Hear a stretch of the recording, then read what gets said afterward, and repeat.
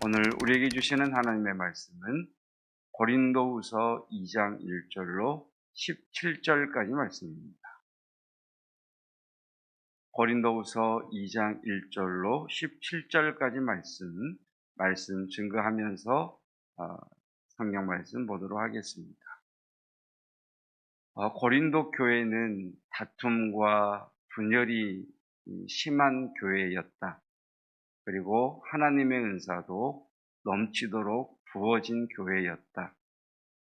뿐만 아니라 고린도 교회는 서로 간에 신뢰하는, 서로가 추구하는 리더가 각기 달라서 적어도 4파 이상, 바울을 지지하는 사람, 베드로를 지지하는 사람, 아볼로를 지지하는 사람, 이도저도 다 싫다, 나는 그리스도만 보겠다라고 하는 사람, 이렇게 적어도 4파 이상으로 갈라진 교회였음을 우리는 알고 있습니다.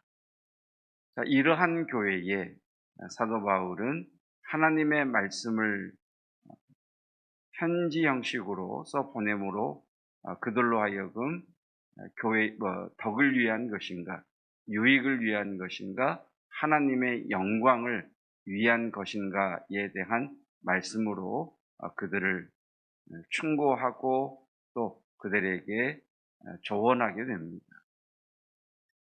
여러분, 관계성 속에서 때로는 우리는 충고를 받기도 하고 또는 권면을 받기도 합니다.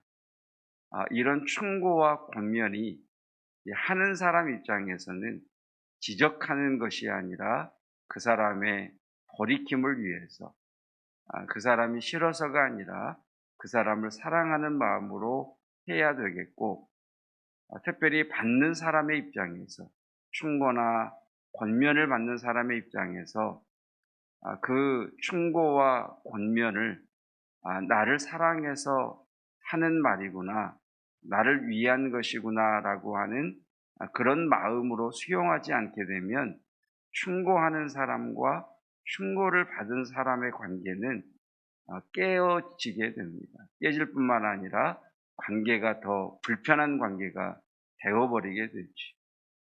자, 교회 안에서 먼저 된 자가 이제 믿음의 뒤에 따라오는 이에게, 또는 교회의 리더가 성도에게 어떤 권면과 충고를 함에 있어서 사도 바울의 충고와 조언에 있어서 고린도 교회 성도들이 그것을 자신들을 사랑하는 것으로, 자신들을 위한 것으로 받아들이지 않게 되면 바울과 고린도 교회 성도들과의 관계는 이전보다 더 불편한 관계가 되어버리게 됩니다. 그래서 바울은 자신이 그들에게 이러한 충고를 하는 까닭은 내가 너희를 사랑하기 때문이고 너희를 위하기 때문이다. 만약 너희가 내 충고를 받고 그것 때문에 나와의 관계가 깨어져 버린다면, 도리어 불편한 관계가 된다면 누구만 좋은 일이겠느냐, 사단만 좋은 일이 아니겠느냐라고 하는 말씀이 1절, 2절 말씀입니다. 1절 말씀, 내가 다시는 너희에게 근심 중에 나아가지 아니하기로 스스로 결심하였노니, 내가 너희를 근심하게 한다면 내가 근심하게 한 자밖에 나를 기쁘게 할 자가 누구냐. 결국 관계가 깨어지면 누구만 좋겠느냐라고 하는 거죠. 그래서 이제 3절 이하에서는 사도 바울이 고린도 교인들을 향해 어떤 마음을 가지고 이러한 말을 전했는가를 말씀합니다. 내가 이같이 쓴 것은, 내가 너희에게 충고하고 권면하는 것은 내가 갈 때에 마땅히 나를 기쁘게 할 자로부터 도리어 근심을 얻을까 염려함이요, 좋았던 관계가 깨어질까 염려함이요, 또 너희 모두에 대한 나의 기쁨이 너희 모두의 기쁨인 줄 확신함이로라.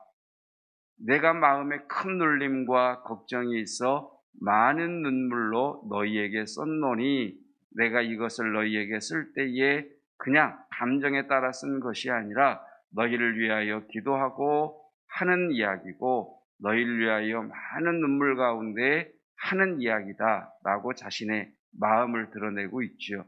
이는 너희로 근심하게 하려 한 것이 아니요 오직 내가 너희를 향하여 넘치는 사랑이 있음을 너희로 알게 하려 함이라. 여러분, 충고와 권면을 받아들일 때 나를 사랑하고 나를 위한 것으로 생각하고 받아들인다면 우리의 성장에 유익함과 공동체의 하나됨에 유익함이 있을 것입니다. 그래서 이후로 되어지는 11절까지의 말씀은 바울의 이러한 마음을 우리들에게 계속해서 하는 말씀이 되겠습니다. 자, 그러면서 바울은 이 편지를 에베소라고 하는 곳에서 이 고린도 교회의 편지를 써 보냈습니다. 우리식으로 이야기하면 어떻게 이야기하면 좋을까?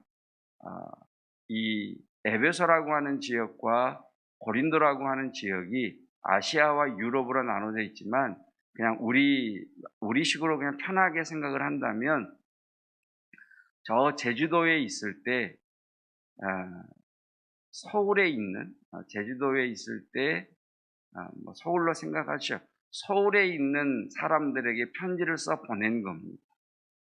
그런데 고린도에서 편지를 써 보내고 고린도 교회에 있는 사람들을 생각하다 보니까 디도라고 하는 사람 편에 보냈는데 디도라고 하는 사람이 그 결과에 대해서 자신에게 빨리 전해줬으면 좋겠는데 기다릴 수가 없는 겁니다. 고린도 교회 교인들을 생각하는 그 안타까운 마음과 혹시 오해해서 관계가 깨지면 어떻게 하지? 이런 마음의 불안 때문에 제주도에서 기다릴 수가 없는 겁니다. 그래서 배를 타고 부산으로 넘어오는 겁니다. 부산으로 오면 서울에서 제주도로 돌아오는 디도를 조금이나마 빨리 만나지 않을까 하는 마음에 제주도에서 부산으로 오게 됩니다.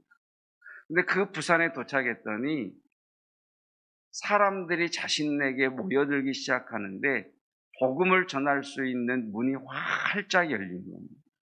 그냥 예수의 복음만 전하면 믿지 않는 사람들이 회심을 하게 되고 믿음이 회복되는 역사가 일어납니다. 그러면 그곳에서 복음을 더 증거해야 되는데 고린도 교회를 향한 그 근심의 마음 때문에 바울은 그 부산에서 복음의 전도의 문이 활짝 열렸음에도 불구하고 그곳에서 머물지 않고 다시 대전까지 올라온다 그럴까요? 대전 정도까지 또 이렇게 올라오게 됩니다. 그것이 12절부터의 내용입니다. 12절 말씀, 내가 그리스도의 복음을 위하여 드로아의 이름에, 드로아 있죠? 이것이 이제 터키의 옛 지명인데 우리에게는 트로이 목마라고 하는 것으로 알려진 드로아입니다. 그 드로아의 이름의 주 안에서 문이 내게 열렸다. 13절. 내가 내 형제 디도를 만나지 못함으로 내 심령이 편하지 못하여 그들을 작별하고 아시아에서 유럽의 관문인 마게도냐 지역으로 내가 넘어갔다. 14절. 자, 이렇게 이제 바울의 애탐을 이야기하면서 이제 디도를 이제 이렇게 기다리게 됐지요. 자, 그러면서 바울은 너희가 충고와 권면을 받을 때에 하나님의 말씀으로 받으라라고 하면서 한 가지 더 이야기를 합니다. 냄새 이야기를 합니다. 향기 이야기. 그러면서 과연 나에게서는 예수님의 향기가 나는가, 예수님의 냄새가 나는가 라고 하는 내용으로 본문의 말씀이 전환되게 됩니다. 여러분, 우리가 인정해야 될 것은 모든 사람은 자신만의 냄새가 있다는 것. 모든 사람은 그 집만의 독특한 냄새가 있습니다. 그걸 우리가 인정해야 돼요. 나는 없어. 아니요, 모든 사람에게는 자신만의 냄새가 있고 자기 집만의 냄새가 있습니다. 여러 이유가 있겠지만 특별히 우리나라 분들이 이제 미국으로 이민을 갔을 때 그때 이제 초기에 우리가 자주 들었던 이야기가 한국 사람들은 마늘 냄새 난다, 된장 냄새 난다, 이런 이야기를 자주 듣지 않았습니까? 그러니까 우리가 어렸을 때부터 먹는 어떤 음식을 먹느냐에 따라서 그 민족만의 그 사람만의 냄새가 그 몸에서 나게 되어 있어요. 우리가 외국 분들을 만나보아도 동일하죠. 먹는 게 다르니까 냄새가 다르더라는 것. 여러분 이렇게 설거지를 해놓고 특별히 이제 교회 주방 같은 경우 저희가 코로나 때문에 사용을 하지 않는데 가끔 이제 이렇게 음식물을 주방에서 설거지를 누가 이렇게 이제 이렇게 먹고 그냥 정리를 안 하고 2, 3일이 지나면 아주 고약한 냄새가 납니다. 그러니까 냄새가 난다는 거예요. 그러니까 우리가 기억해야 될 것, 나만의 냄새가 난다. 우리 집만의 냄새가 있다라는 거예요. 이걸 이제 신앙과 접목시켜 보면 내 안에 처리되지 못한, 그래서 찌꺼기 같이 남아있는 것이 내 안에 있다면 예수님의 향기가 아닌 구린내를 풍기더라는 거예요. 내 안에 감사와 기쁨과 그리스도의 평강이 아닌 미움과 못마땅함과 또 근심과 염려, 이러한 것이 내 안에 처리되지 못하고 있다면 그 사람에게서는 그리스도의 향기가 아닌 사람들을 하여금 떠나가게 하는 냄새가 있다는 거예요. 무엇을 먹느냐에 따라 그 사람의 냄새가 달라지듯이 우리가 무엇을 받아들이냐에 따라서 그 사람의 냄새가 달라진다는 것. 여러분, 우리 안에 있는 찌꺼기들을 정리할 수 있는 그런 회개의 은혜와 주님이 주시는 양식을 먹을 수 있는 그 은혜가 있기를 축복합니다. 이것이 신앙의 냄새라면 더불어서 이제 우리가 그리스도인으로서 일상의 삶 속에서 이 냄새에 대한 것을 이렇게 적용해 볼 수 있을 것 같습니다. 어떤 목사님께서 이제 이 신학교 시절에 학교에 이제 강사 목사님이 오셔서 예배 시간에 전도에 대한 말씀을 하셨답니다. 당대의 전도에 대한 유명한 강사분이셨는데 이분이 전도의 원리, 또 전도의 방법, 전도의 중요성에 대해서 다 이야기를 마치고 마지막 하신 말씀이 아주 조금 그냥 하신 말씀인데 굉장히 당신에게는 이렇게 강하게 남아 있었다고요. 그 내용이 무슨 내용이냐? 모든 것을 다 이야기한 후에 후배 여러분, 마지막으로 여러분에게 말씀드립니다. 전도하러 갈 때는 꼭 양치질을 하고 가십시오. 그러더랍니다. 전도하러 갈 때는 꼭 양치질을 하고 가십시오. 왜 그랬을까요? 복음이라고 하는, 예수님이라고 하는 좋은 복음을 전하는데 그 사람의 입냄새 때문에 그 복음을 드려야 될 사람이 그 냄새 때문에 복음을 듣지 못하면 도리어 복음이 가려지기 때문에 자신의 몸에서 나는 냄새를 잘 처리해라, 이런 말로 당신에게는 들렸다는 것. 여러분, 우리 각자에게는 우리만의 냄새가 있습니다. 그래서 우리는 이 공동체 생활 속에서 뿐만 아니라 일상의 삶 속에서 우리는 우리 자신만의 냄새가 있다는 것을 기억하고 그것들을 잘 처리하는 지혜도 필요한 것 같아요. 저도 어느 순간부터인가 나도 이제 나이가 들어가니까 나에게서도 나만의 냄새가 나겠구나. 또 우리 집만의 냄새가 나겠구나. 그래서 제가 한 1, 2년 전부터 향수를 이제 이렇게 사용을 하기 시작을 했습니다. 왜냐하면 사람들을 만남에 있어서 나에게서 나는 냄새 때문에 그 사람이 한 발짝 뒤로 물러서는 것이 아니라 그 사람이 편안하게 나를 받아들일 수 있도록 내게서 나는 냄새에 대하여 내가 처리해야 될 필요가 있구나라는 것을 어느 순간 알았기 때문입니다. 자, 신앙적으로 보면 나는 예수 그리스도의 향기를 풍기고 있는가, 아니면 다른 사람들로 하여금 물러서게 하는 그러한 냄새를 풍기고 있는가라고 적용할 수 있을 것 같고, 일상의 삶으로 이것을 우리가 적용해 본다면 예수님을 믿는 자로 또 많은 사람들을 만나는 이로써 더불어 복음을 증거하는 자로서 나만의 냄새, 우리 집만의 냄새, 우리 민족만의 냄새가 아닌 사람들에게 가까이 다가가고 그들이 다가올 수 있도록 우리의 일상의 냄새의 문제도 잘 정리하는 것이 신앙인의 지혜다라는 말씀으로 오늘 말씀을 맺겠습니다. 기도하겠습니다. 충고에 대한 수용성과 향기냐 냄새냐에 대한 말씀을 들었습니다. 하나님의 말씀이 나를 향한 말씀으로 저건 나 들으라고 하시는 말씀 아니야? 라는 말씀으로 들리거나, 또는 개인적으로 권면과 충고의 이야기를 들었을 때에 그것을 수용할 수 있는 믿음을 우리에게 허락하여 주옵소서.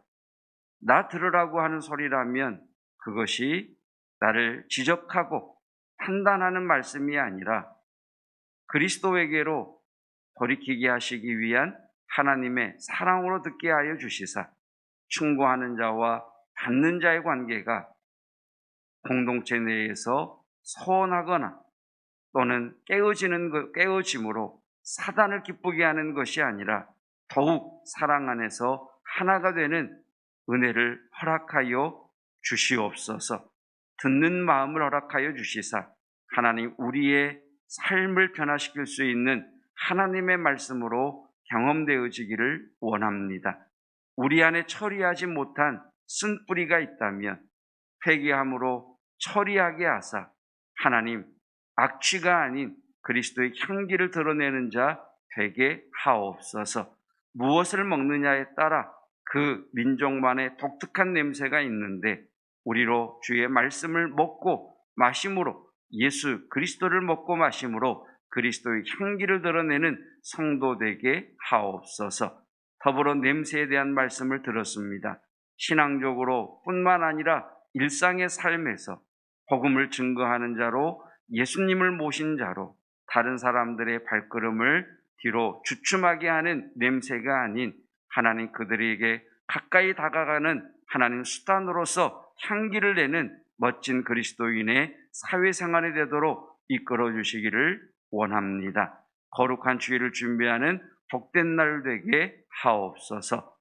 예수 그리스도의 은혜와 하나님의 사랑하심과 성령 하나님의 함께 하시는 놀라운 은혜가 듣는 마음을 구하며 그리스도의 향기를 드러내는 성도로 살아가기 원하는 주의 백성들 위에 영원토록 함께 하시기를 축원하옵나이다. 아멘.